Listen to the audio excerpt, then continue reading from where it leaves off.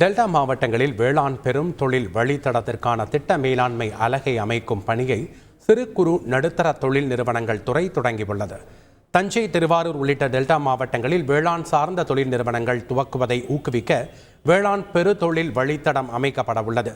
இதற்கான விரிவான திட்ட அறிக்கையை குறு சிறு நடுத்தர தொழில் நிறுவனங்கள் துறையின் கீழ் இயங்கும் குறு சிறு நடுத்தர தொழில்கள் வசதியாக்கல் நிறுவனம் தயாரித்தது. இதனைத் தொடர்ந்து வேளாண் தொழில் வழித்தட பயணிகளை 1170 கோடி ரூபாய் செலவில் மேற்கொள்ள தமிழக அரசு அனுமதி அளித்தது. இந்நிலையில் வேளாண் பெருதொழில் வழித்தடத்திற்கான திட்ட மேலாண்மை அலகை அமைக்கும் பணியை சிறு குறு நடுத்தர தொழில் நிறுவனங்கள் துறை தொடங்கியுள்ளது.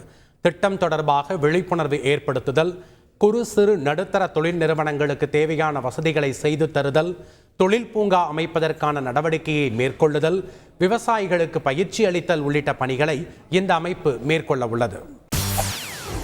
செய்திகளை உடனுக்குடன் தெரிந்து கொள்ள உடனே சப்ஸ்கிரைப் பண்ணுங்க.